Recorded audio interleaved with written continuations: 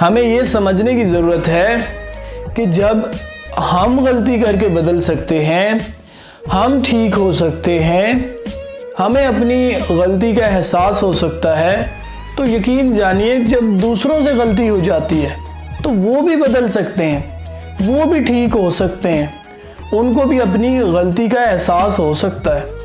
हमें क्या करना है? हमें बस उनको एक मौका देना है। हमारा सबसे बड़ा मसला ये है कि जब किसी दूसरे से गलती हो जाए तो हम उन्हें ठीक होने का मौका नहीं देते, बल्कि हर बार उनकी वही गलती उठाते हैं और लपेट के उनके मुंह पे दे मारते हैं और क्या कहते हैं, तुम इतने अच्छे कब से हो गए हो, तुम इतने नेक कब से हो गए हो, अपने करतूत भूल गए हो, तुम क्या थे। हाँ, वो भूल गया है और खुदा के लिए उसे भूलने दीजिए।